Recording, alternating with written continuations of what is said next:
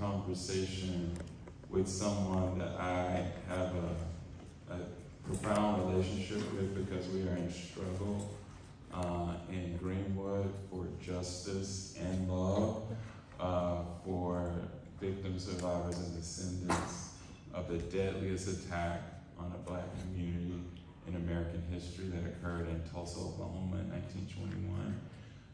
Before we talk about that history and how it shows up in the present and how Kristi Williams as a remembrance activist is doing so much to try to heal a community and a nation, but a community whose, again, the deadliest attack on a Black community in American history occurred, but that community rebuilt itself, right? And Kristi Williams is a part of the reason why that community rebuilt and why that community remains a thriving Black community today.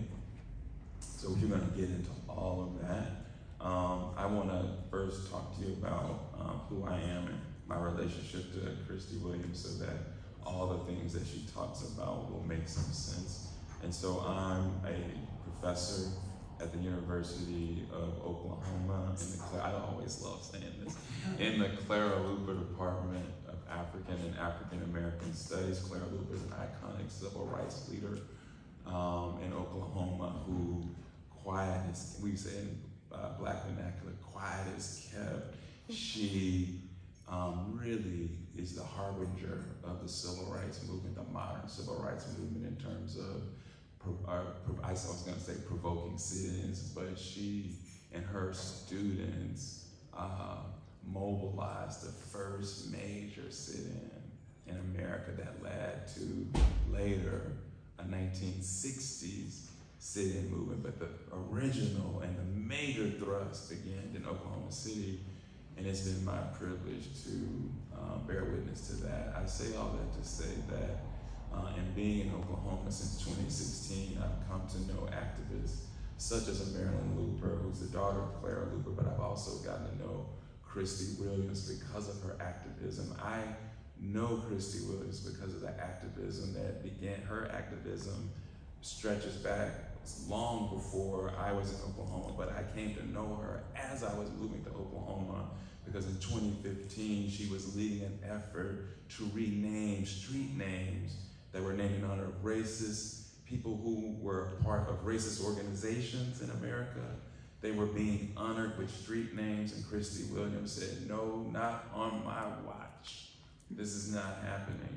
And so she led an effort to remove those signs and replace them with affirming names from the community's history and past. That's how I came to know her well before the commemorations around the 1921 Tulsa Race Massacre, which for her, as a descendant, right, is really hard and painful, but nonetheless, right, in this 100-year remembrance of the race massacre, she led the community, the nation, in how we should remember those individuals who, those 300, we believe, based on the best evidence we have, but based on community testimony, probably many more Black people were murdered.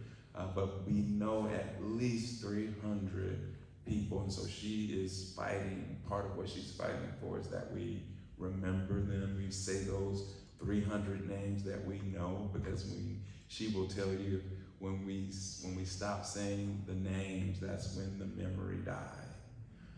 And so that's a big part of Kristi Williams' work. I've said so much about Kristi Williams. I'm gonna let her tell you who she is and what her witness is, so that when I ask her questions about what she's fighting for, what she's fighting against, you'll know it because you're deeply grounded in who she is. So Kristi Williams, I could just talk about you all day, but I'm gonna let you talk. I'm gonna let you talk. Can you help people understand who you are so that the activism that you've done since I've known you, and I've known you for a while, so that it makes sense. So tell the people who you are, as we would say. So, good morning, everyone. So, as Dr. Karlos K said, my name is Kristi Williams. I am the daughter of my mother, my father. My mother is Mary Williams. My father is Willie Williams. I lost my father 2 years ago. So I'm still struggling with that. I was a daddy's girl, and I, talk to him every day. So I carry that every day with me. And I will be honest, I think I do suffer from some depression from that. I'm still struggling through losing my dad. That's a part of who I am right now. I am also the great-great-granddaughter of Jesse Franklin, who came on the Trail of Tears as a slave to the Creek Nation, who in 1874 was appointed to serve as Supreme Court Justice for the Creek Nation. I am also the great-great-granddaughter of Amanda Moore, who was born in 1825 on the Moore Plantation in Cokesbury, South Carolina. Actually have her bill of sale. She was sold for $425. And I say all that to say that's who I am. I am born from joy, pain, love, boldness, courage, being courageous, fighter. I am all of those things. And so and I'm also a mother too. I have a daughter. She's 29. She lives in Sacramento, California. My son is 24. He lives in Tulsa, Oklahoma. And I'm also a grandmother. My daughter had my first grandchild. He's 3 years old. His name is Nolan. And my grandmother's name is BG. That's the acronym for Best Grandma Ever. So that's it. He calls me BG. That's my grandmother. That's my name. I had a Shih Tzu, a dog. His name is Marley. He's 8 years old. So all of that is kind of just who I am. Let me see if this doesn't work. I think my voice is deep enough, but I will use the mic just for recording purposes. You left out one identity that I want us to focus on. Oh, yeah, I did, didn't I? I know. I'm sorry. I am a descendant of the 1921 Tulsa Race Massacre. My great-aunt Jamie, she's also a Creek Freemen descendant, or was. She was in the Dreamland Theater when the massacre happened, and so she was able to escape. And I grew up knowing those stories. She passed away when I was in the 7th grade. And I always thought she was crazy, but come to find out she wasn't. It really did happen. And so that, again, is a part of who I am. And so I'm glad you said that, because I want this all to make sense. You also left out another one, but I'm gonna say this one. Okay. She's a freedom fighter. Mm-hmm. She truly is a freedom fighter because of her relationship to the 1921 Tulsa Race Massacre as a descendant. And she really not only knows what that means, she feels what that means, right? And I often talk about, and we've had a conversation earlier about people disowning their relationship, not wanting to acknowledge their relationship because they don't want to feel pain, right? They have an affective relationship, an emotional relationship, but they don't want to recognize it because it's painful.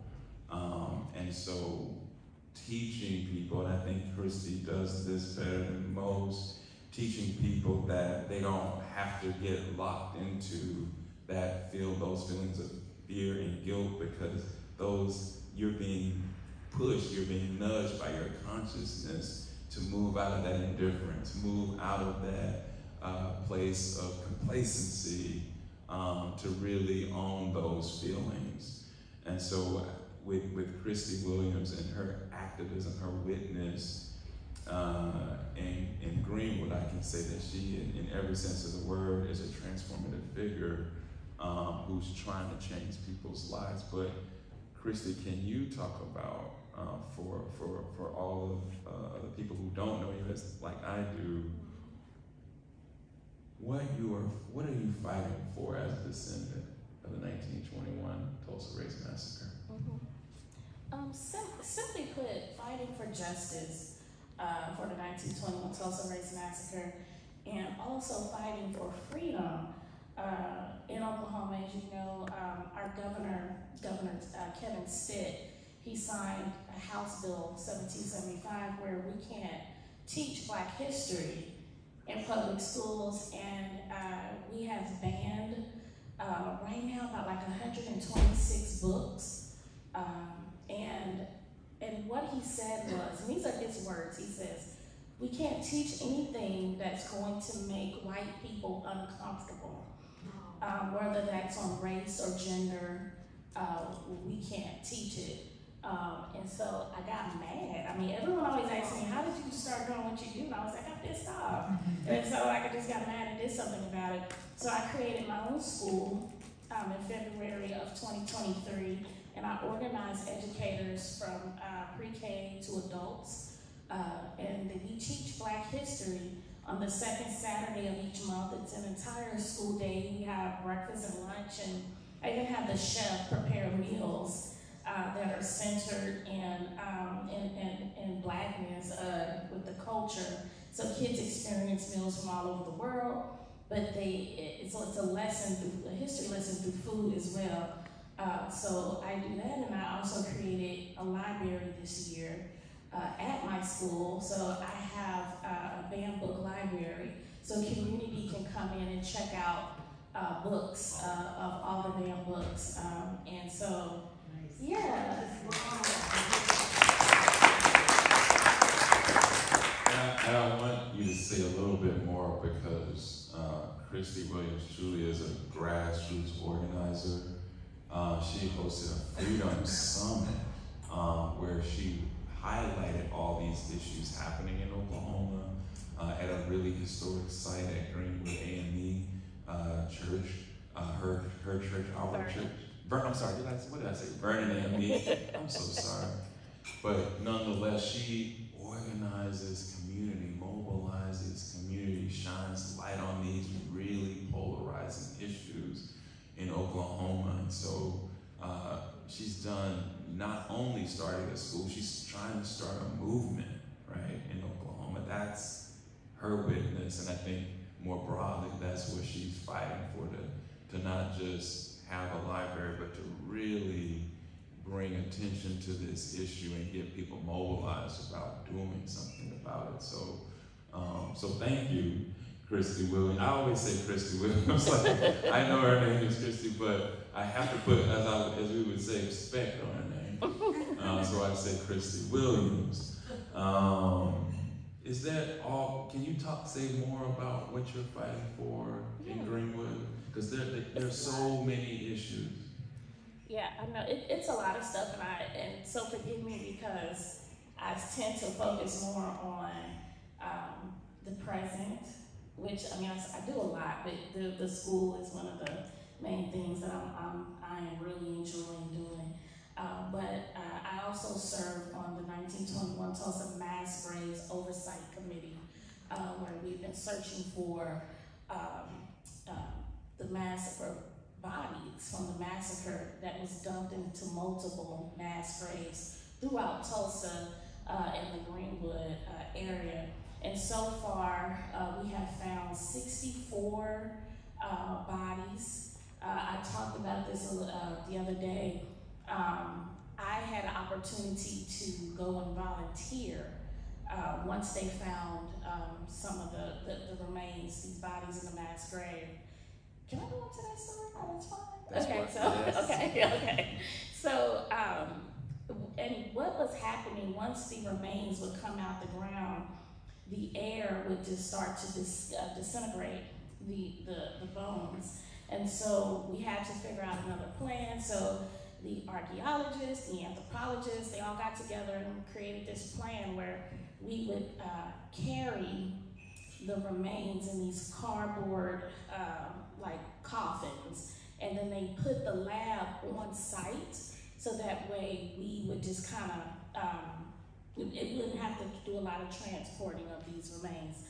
And so the lab set like maybe a half mile from the actual mass grave, and so they actually mapped us a path out to make sure there wasn't any holes that you would step in as you're carrying. And so we carried, that day I carried about about 10 bodies, and we carried them like in a pallbearer fashion, and we were very careful.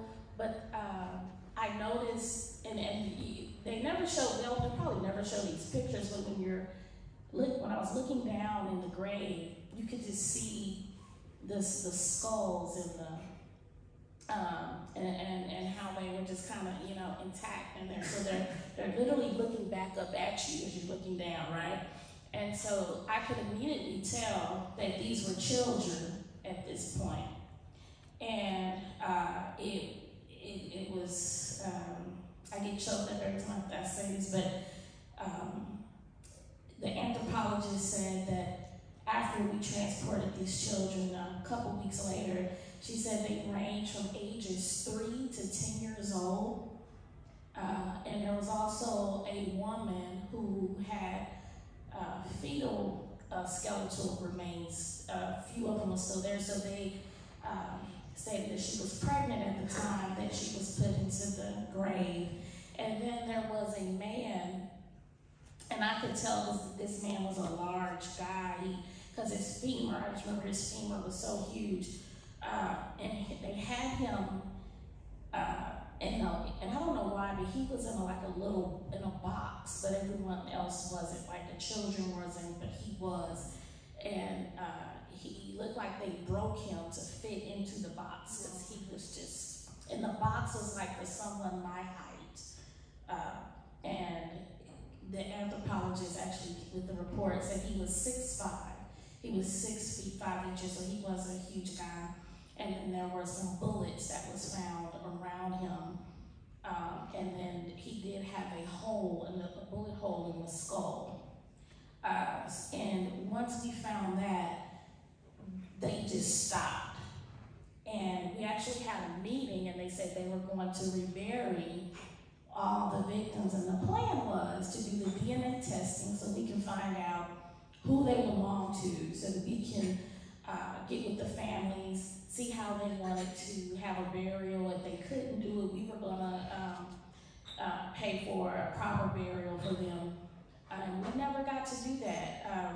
We met on a Tuesday evening. We had a 3-hour meeting, and because the city said we're gonna rebury the victims, we didn't want them to be reburied. We were like, no, it's too premature. We hadn't done all the DNA testing. And so that Tuesday we voted not to do it. It was a unanimous vote. Friday morning, we got a call from just a resident who seen them burying the remains. And Black people's funerals are totally different, right? So when we got to the cemetery, they had a guy in a kilt playing a bagpipe as they're reburying the remains that we just pulled them out of. The same mass grave that we pulled them out of, they buried them back in that same mass grave.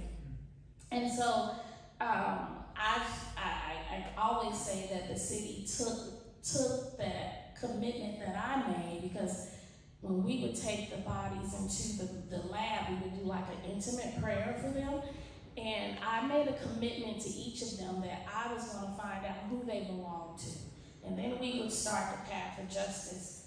And I never got to do that. And so that still haunts me, because I had those babies in my hands. And then now, I mean, they're gone. They're back in that grave.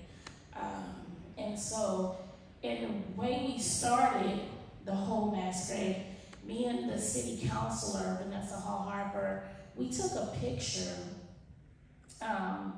where the mass grave was, where one of them was that we knew. And we took shovels, and we took a picture with the shovels, and it's on it made the Washington Post, the front page of the Washington Post. And that's how we started the whole mass grave investigation piece. But now they are not doing anything, and if they are, we don't know about it because they have excluded us. I haven't had a meeting with them in like 8 months now, so I don't know what any plans are or what's going on with that. So that's another fight that we're getting ready to fight and be vocal about. And you'll start to see that here soon. Kristi Williams, what you said, we've talked about so much, but even as you tell the story to this audience, I get chills, talking about your role in transporting bodies that were killed during this massacre, this most deadly massacre, the deadliest in American history. Kristi is, as a descendant, and to try to bring honor and justice, put herself in a really vulnerable position to try to reclaim those bodies and to try to figure out who they were. Doing that, being really vulnerable, but then having the city hijack the process, and because of the public attention died down after the 100th anniversary, there was a sense that the effort could die down too, and actually just be shuttered, leaving, descendants who have agreed to go through a really painful process, just left them, and actually not even left them, just abandoned them. That's what I think she's really describing. And so the path to healing has been hijacked as well. But I don't want to leave it there, because I think, I say to people all the time, Greenwood was a great community that was destroyed and rebuilt itself. It's still a great community because of people like Kristi Williams. So there's always hope in Greenwood, there's always possibility, but still there needs to be healing. And so I just want you to speak to how the community has sought to heal despite these kinds of efforts of the city, saying that they're interested in restitution or even just healing along these lines, finding mass graves, trying to identify who they can, but then doing the very opposite once no one is looking. Can you talk about just this tortuous path towards community healing? I really hate it when people talk about healing when there's been no justice. I believe that we are walking wounded. There has been no healing that's taking place. I think like the word, I think when what we're doing is just living, and people say resilient, right? They say, oh, these Black people are being resilient. The people of Greenwood are resilient. No, we're not. We're just surviving. I mean, it's just surviving. And that's what we're doing. And I just don't think that you can have healing until there's justice. Because how can you heal when there's been no justice? I don't see how that comes together. It just doesn't. And I think it's important, and people, I know this sounds crazy, but I think it's okay to get mad. And I always tell people, if you're not mad, you're not paying attention. I mean, really, if you're not mad, you're not paying attention. And it's okay to get mad. It's okay to be angry, because you transform it into an action to do something about it. And so you see in society where a lot of people will say, oh, the angry Black woman, or now they just generalize it to women. Oh, she's an angry woman, or something like that. But yeah, we should be. If this was happening to you, you'd be pissed off too. So it's just like everything that I've done, it was because I got mad about it. And until I stopped getting upset about it is when I stopped doing something about it, if I fixed it. And so I really think no one is healing. We're just surviving, and some people choose to ignore it because it feels better to them if they just ignore it. But for someone like me, and actually I heard you up here, you're like, well, I think you're like me in that way. You're just like, I gotta do something about this. And so healing, no. And that's one of the things like the city will try to do with us as well. The city of Tulsa will say, like they built a park, and this park is called Reconciliation Park. who's reconciled? Nobody's reconciled. Like, what is this about? And Tulsa has one of the most beautiful parks called the Gathering Place, and they built this park, and it's like, I don't know how many miles long it is, but it's a beautiful, beautiful park. And you can go canoeing there, you can do all these, it's just a beautiful park. But they said they wanted to bring all races together for healing by this park. And I'm like, good luck with that. Like, it's just a park. And so, so they find ways to do things like that and call it reconciliation. But I always say, you always hear white people say reconciliation. You never hear black or brown people say, I want reconciliation. It's always white people saying, I want reconciliation. And to me, when they say that, I always think of it as if I stole your home from you, and I said, I'll include you in the plans, or how I'm going to remodel this kitchen. You can help me remodel this kitchen, and I'll let you come over sometimes. And yeah, that's just beautiful. That's how they look at reconciliation, and that's not, that's just not a term that a victim uses. It's the oppressor that uses the word reconciliation. And so I think we need to be careful how we use that word reconciliation in spaces, because it's a trigger word for me. Reconciliation, resilience is a trigger word. Those are trigger words for me. I love it, Kristi Williams, because we have to own the language that we use, and we have to understand how that language communicates our message, communicates our values. So I feel what you're saying.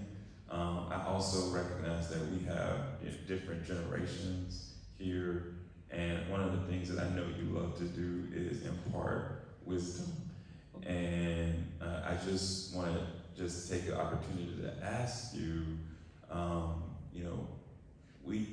I would love us to have more of a conversation around healing. And I know you kind of share with us justice, but I also want you to share with us something that you might leave with us, like whether it's an insight, whether it's something related to the history of Greenwood. What would you leave with this audience about the work that you do? And then also, what are you going to take away, perhaps, from your time in Germany, especially with the community, the network that we've gathered together this weekend? What are you going to take away with you? What do you want to give or leave with them? Can you just speak to that just a little bit? I will start by saying, when I came to Berlin in January, or February. January. I was here in January. One of the things that I took back with me was I got a glimpse of what it could look like when the government says we gotta do something, right? I got a glimpse of that. And when I went to the Burning Book Memorial, that hit me. And it was at that moment when I said, I cannot believe that Germany honors getting past the burning book incident with the Nazis, right? And I'm going back home to where we're banning books. And so when it was at that moment standing there, I said, I'm doing my library. So when I left here, I immediately started on getting the library. And I put it out there, and people just started sending me books. I even left here with books. I had 2 huge suitcases, you remember that? And I left here with books. And then when like the Diary of Anne Frank is banned in Oklahoma. What? Yes, it's banned. Whoa. So I had to make sure. Not just Oklahoma. Yeah, and not just Oklahoma. It's other states as well. I just said Oklahoma because I live there. So I have, I made sure that I got a few of those books. So I even have them in English and German in my man book library. And I just, because it was, if I hadn't seen that memorial, I don't think I would have did the library. I really don't. So I took that with me.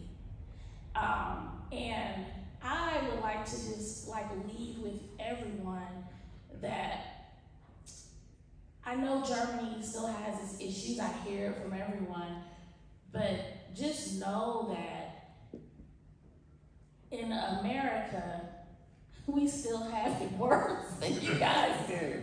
And even though this is 2024, it's horrible. And but I do see when we come together in this work, we make. I mean, it's better. I mean, I've had people from Germany send me books since I've been here and left. So just working together in this has been. It's been life-changing, it really has.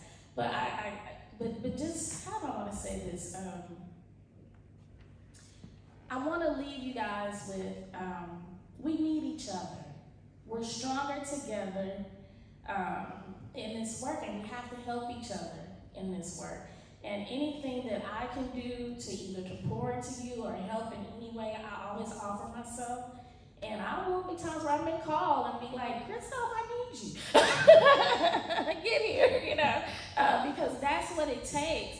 And because when we go to America, especially in Oklahoma, they're looking like, hey, we got you. You can't do nothing about it, and I'm like, you don't know who I know. And so just me coming here has started trouble there. So they're trying to figure out, what is she doing there? Like, I get all the, even the mayor has asked, what is Kristi doing over there? So I get, I get all, all of that, and so they're trying to figure out, what is my goal, what am I doing? So just saying that the world is watching, right? The world is watching us, and so I love the fact that that when you all here in the front row, the students came, I bet students came to Tulsa, to Greenwood, and they got to see firsthand. And I gave them a tour of Greenwood. I know that's something you guys will probably remember. And so it was just great to see them and get upset. Like, you guys were upset about what they saw. And one of the things that I will leave with is, and I can't remember, I think you all were upset about seeing the swastika. In the museum, and I couldn't, and I was like, why are they so upset about the swastika? Like, I mean, I knew it was a bad thing, but I mean, y'all were like really upset about seeing that swastika.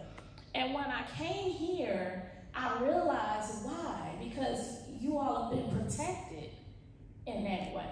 It's a hate crime. You're right, it's a hate crime, but we're not protected like that in America. So I was used to seeing it, and I look at it and I say, these idiots, because I mean, they painted them on the walls and the streets, so I've seen it, but I've seen why it upset you guys so much, because you've been protected. And that was something huge for me, because I'm like, what are we doing to protect each other? Because even at my school, I get people who protest my school. When I opened the library, there was people upset that I had the big books there. And so I have to have security just to teach Black history and to have a library that's open. The Daughters of the Confederacy, they are always at me for the school and the banned book library. I've gotten death threats. I've have death threats about when I changed the name of the streets from Klansmen's names that are on the streets. So I get all of those things. I mean, and even in protests, we were joking about it the other day, but I was serious. I've been pepper sprayed. Can you believe that? I've been arrested, for protesting. So then people looking like, Kristi, really? I'm like, yeah, that happens. Because we have people on the police force who don't like your politics. They don't like that I have a school. They don't like that I have this banned book library, right? And so sometimes if you call them and you get one who don't like what you're doing, the outcome is not going to be good. And so those things happen, and that's what I'm dealing with. So I just want you guys to know that this stuff is still happening, and it's happening to somebody who you just met, me. And so please just continue to send your prayers and your help. Thank you. Thank you, Kristi, for sharing those two things. I could ask you more questions, but I'm more interested to see if there are questions in the audience for Kristi based on some of the things she's been telling us about the work that she's doing in Greenwood, the very difficult work, whether it's around recovery of mass graves, whether it's around reclaiming land, or whether you're just simply trying to, as you do, commemorate, whether it's Juneteenth or the multiple legacy events that happen in Greenwood to tell the story so that the community, not just the residents of Greenwood, but larger Tulsa, larger Oklahoma, don't forget this history. Can you just maybe in closing, if there aren't, I want to scan the room. Okay, good. I was about to say something, but thank you for stopping me. I'm going to start in the front and then Ashley and then Kira in the back, but please. Yeah, I'm really interested in your Saturday school. The makeup of the people who come, are those mostly young children encouraged to go by their parents? Are there adults going there? Are there people who are not people of color who are interested because they're also being deprived of this subject? Yeah, so with Black History Saturdays, the makeup is my youngest is 4 years old and my oldest is 85 years old.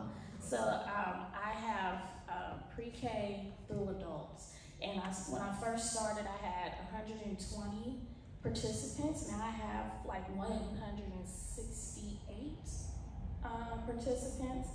And they all are Black from the community. They're descendants.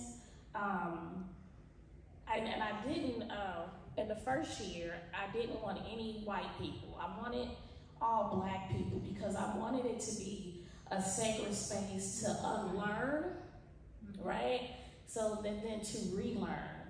And then this year we opened it up, but I'm still careful about how we intersect in that because it is important for other races to learn Black history. Because I always say, when I had my first Black history class, I was in the 11th grade, and his name was Mr. Roundtree. And when he taught, what he taught me was that my history didn't begin at slavery. And so when I learned that, it mattered to me how I held my head. It mattered to me how I walked into a room, and I started to see the value in myself. And that I think that really had an effect on how I lived my life and how I moved in that way. And I think every Black person has that experience. But what I'm finding in schools is when Black children don't see themselves represented in history or in their curriculum, and they're just taught that you were just descendants of slavery. No, it doesn't. Their lights go out. Their lights are going out. And so you have to be proud of who you are. And so, yeah, but I also think, again, it is important for other races to learn about Black history because they need to also view me in a different light. Like, I'm not just a descendant of slavery. There was a whole lot that happened before slavery where we come from. So, yeah. Thank you. I have has a question too. lots and lots of questions that I will ask you about later. I want to say thank you for sharing so much of yourself and being so open with us because talking about these things is really difficult, especially when you're talking about your family. So I received that as a gift when you worked with us, so thank you. I also want to thank you a lot for what you said about it's always white people talking about reconciliation. That's stuck in my brain. And I'm really going to be thinking about that. But the question that I'm really wondering about is, you know, you as a descendant of the people who were killed, the victims of this, it's not that long ago, right? I mean, we're talking about grandparents and whatever. And where are the descendants of the perpetrators? Are they acknowledging them? Are they involved? Do they know who they are? I mean, they had to grow up with those stories too, some of them. So I'm wondering what that feels like in that place. So, yes. So there are descendants of the perpetrators. Now, here's the crazy thing about Tulsa. The mayor is a descendant of the perpetrator. We have judges and actually mayors before him who are all descendants in their families, their family. And so they protect their legacies, right? And matter of fact, we have 2 survivors left from the massacre. Leslie Randall, who I actually believe know, she just turned 109 years old recently. And then Viola Fletcher is 110 years old, and they're like in their right minds. Mother Randall, she loves to play spades and dominoes, and she loves to talk trash when she's playing them. It's so funny. But when we just had a court case about a month ago, we had our one of the court cases, and you could see in the courtroom the descendants, the survivors on one side giving their testimony, and then on the other side were the descendants of the perpetrators who has gotten away with this for 103 years, right? Because just June 1st, May 31st and June 1st was the anniversary of the 1921 Tulsa Race Massacre. So looking at that view, right, they're protecting their legacy, they're protecting their families from being embarrassed and dragged through the mud and through all of those things, and they're winning. They're winning. So the other, they're not going to tell all the things. We don't hear from the descendants of the perpetrators. We don't. But we know that they're there, but they just don't. I am a historian of the race massacre. I'm about to get to you, Kara, and Dee. And thank you. I collected about 500 images of the destruction. Many of them included faces of white people very clearly who were involved. It is known who were the perpetrators. There's visual evidence. Some of it has been destroyed, but much of it still is in existence, is extant. But yet, as Kristi would say, the people who are in charge in Tulsa make sure that nothing ever comes of those photos, the evidence right in front of us, right? And one of the real haunting elements of the race massacre is that, you know, the people who were involved are, and their descendants, right, have experienced no level of accountability for what occurred, not even restitution. And so that's the really glaring aspect and what makes the race massacre so tragic. There are individuals alive today that could be held accountable, institutions more than individuals, but there is no compassion for that, and that's where we are. There's tremendous knowledge now about the race massacre, but very little compassion for the particularly for the remaining survivors. And so the work that Kristi, and certainly the work that I've tried to do as an educator in the classroom, is compassion build, right? To really build the capacity for people to be compassionate for Black suffering.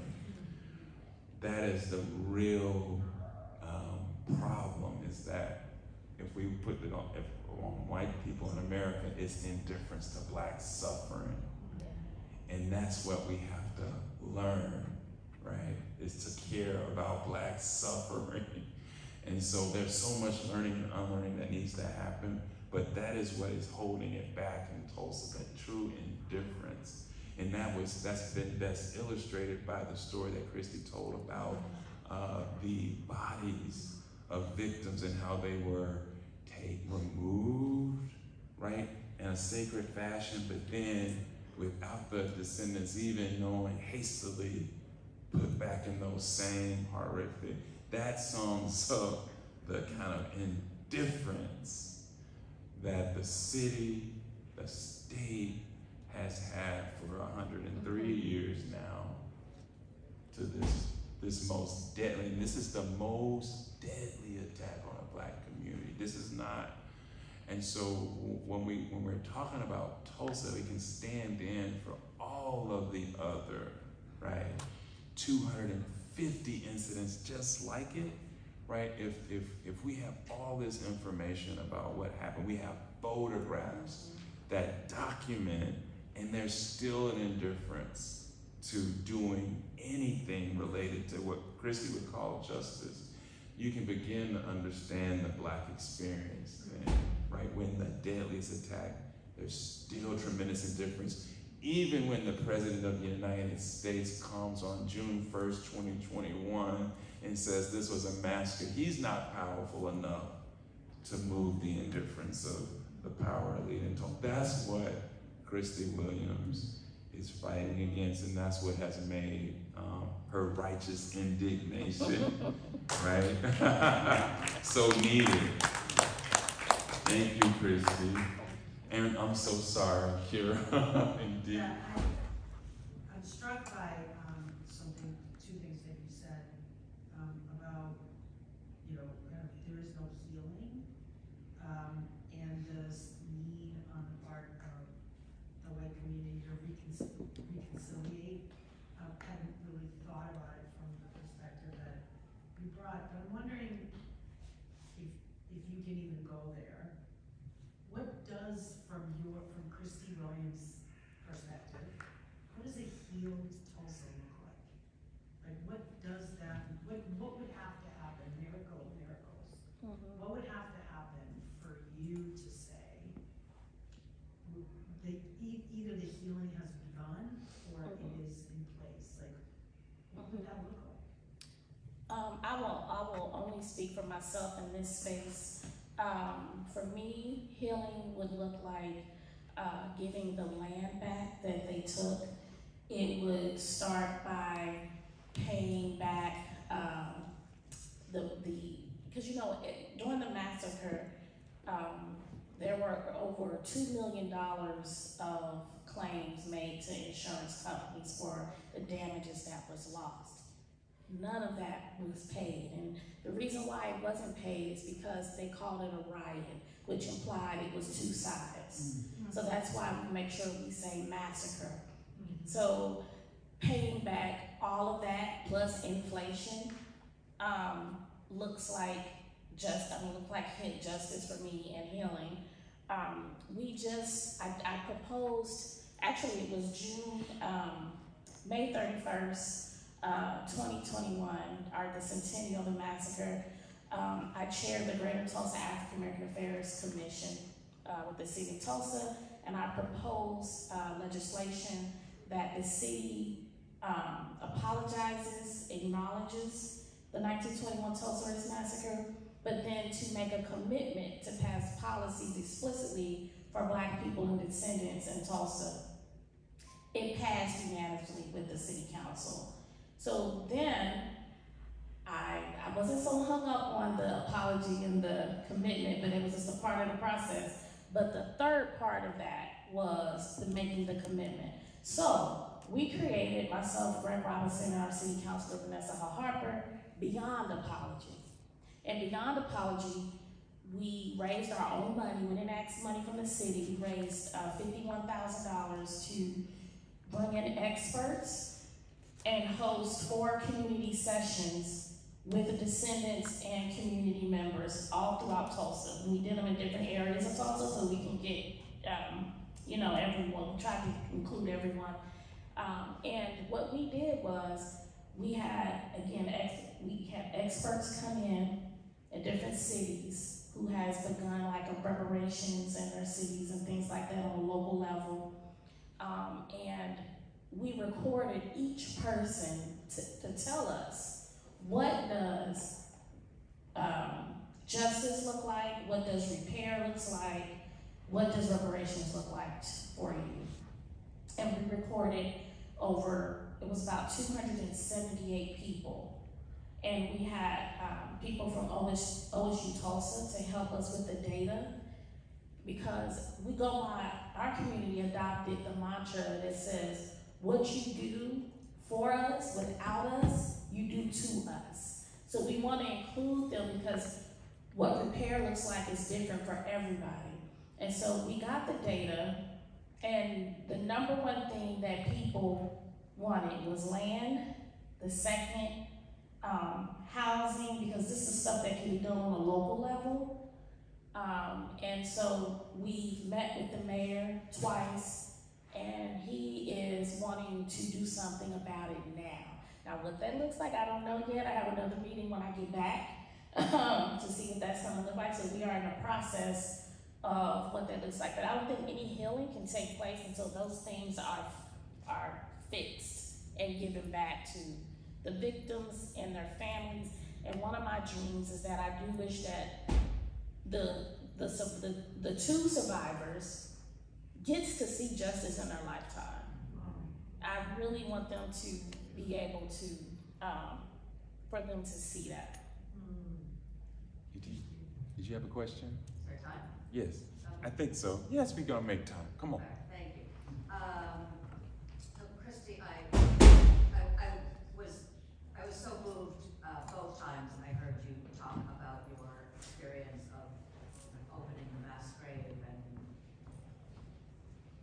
looking at the people that were the children. And it made me curious listening to you now whether you've had any contact with your counterparts in other countries where there are mass graves, like whether they're here or other parts of Europe or Cyprus, Rwanda, and whether there are any learnings in terms, I mean, either scientific, but I think I'm more interested in sort of emotional ritual around kind of how to most meaningfully honor people who in their death were so dishonored. Oh, definitely. So some of my friends in the National Geographic Circle, Dr. Fred Hybert, he worked on Jesus's tomb. He's like one of the world-renowned archaeologists, and I'm blessed to say he's a friend of mine. And he also worked on finding Amelia Earhart, all that stuff. And he actually volunteered to do the investigation. And National Geographic said, we'll do this for free. We didn't even have to, they was gonna fund it, do the DNA, all that stuff. And the city said, no, we're gonna use our own people. And so I knew then, they don't really wanna find anything. So there are archaeologists and anthropologists around the world who are upset about how this process happened and how this investigation is going.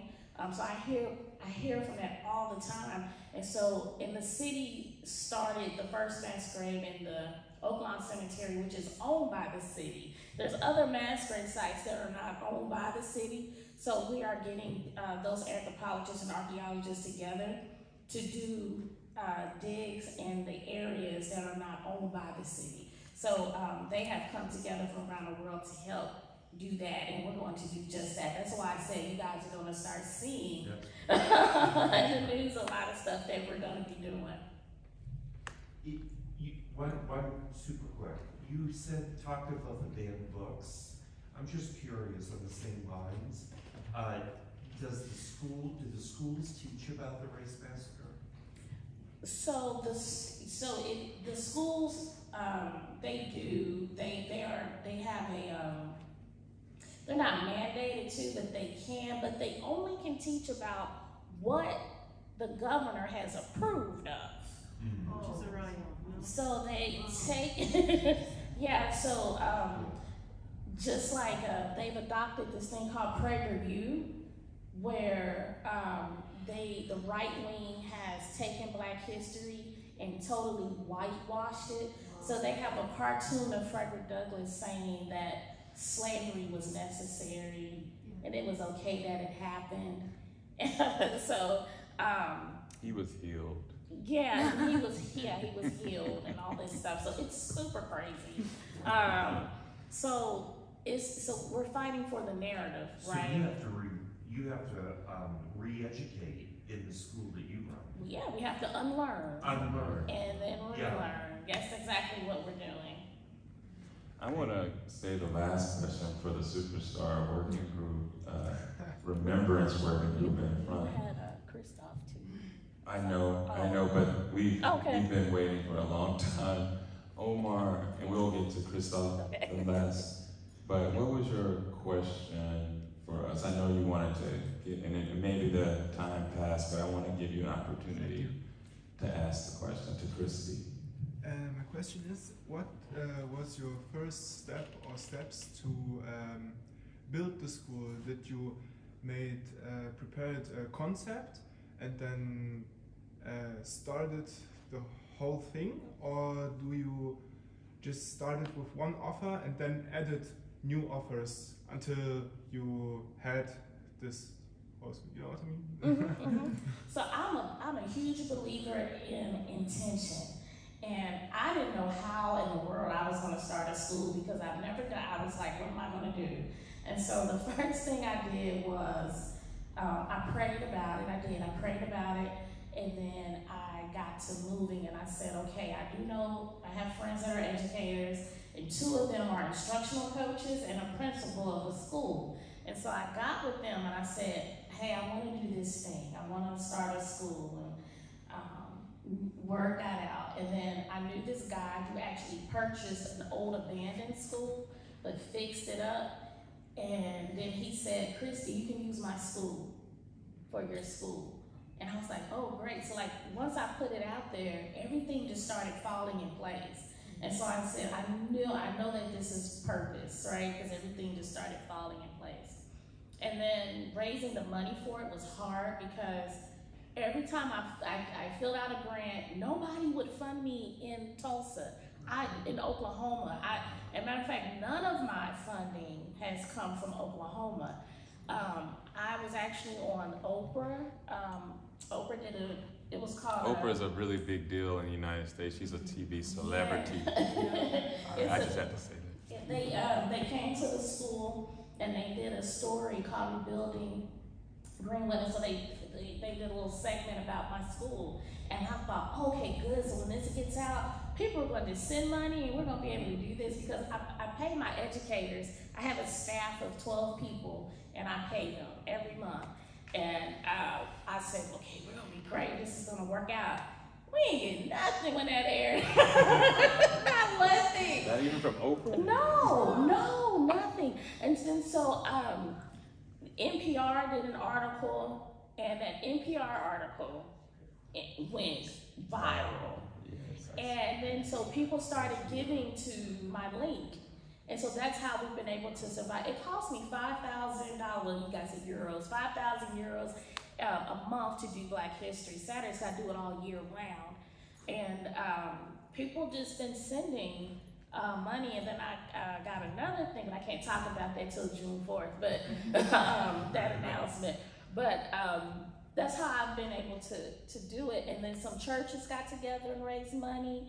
And then one day I did I did this lecture, and some lady just handed me $5,000, and I was like, what? So things like that happen. It's weird, but it's just like everything just started falling in place. So I say to you, when it's something that you really want to do, you put it out there, you set the intention, and the universe will just open up to you. And I believe that's just what happens. Yeah. Thank you. And Christoph, please, thank you for that. Kristi, just real quick, what is your question, Christoph? Please share with us. Sorry, because it's not really a question, but I think we all are so overwhelmed with what you just described, and feel everything that you described also. And I want to say my personal respect to that, whether you're digging in American history, literally, you bring it up into the light, that it's visible, and we were standing right next to you, looking in this graves, seeing skulls that you described, and this is really amazing with what you're doing. And I now understand all the connections in this network and the different histories, because we're connected in this complex feeling, which is, I think, a living culture of remembrance is exactly what you do, a mixture of education work and mourning work, that express, I would say, defiance. Is that word? Mm-hmm. Defiance, which is so complex and it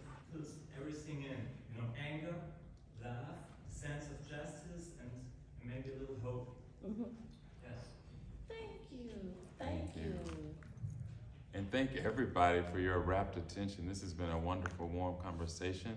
And I think we have one question over the side from Chris or Steve. Not a question. So I've been to Tulsa and you showed me around, and the one thing that stuck with me the most and that I tell everyone that I tell about Tulsa about is the trees. The trees that lived through the burning, through the bombing, the destroying the city to the ground level. Yeah. You want me to talk about the survivor trees is what Kristi is talking about, that Kristi Williams gave us a tour of in Tulsa. So if you can, I know we're over time, way over time, but survivor trees if you have time. Yes. So my good friend, Dr. Alicia Olawale, she's a archaeologist and a National Geographic explorer. And she's been doing these studies throughout Greenwood. And there's this hill called Standpipe Hill where most of the black affluent people lived during the times of Greenwood. And she asked OSU Tulsa for permission because they own this space. She said, I want to do a study there. And they said, well, go ahead, you're not going to find anything. Well, she did. She found these two, there's two trees called have you ever heard of hackberry trees? Well, these trees are called hackberry trees, and usually after a forest fire, they're the first to grow back. And when they grow back, they have this unique skill. They remember the trauma that happened to them, and so they grow back with like this ugly bark. It looks like it's been burned, and it does it to insulate itself. Well, they did a study on the trees. I forgot what you call the scientists that do trees, but the tree scientists. Yeah, the tree scientists.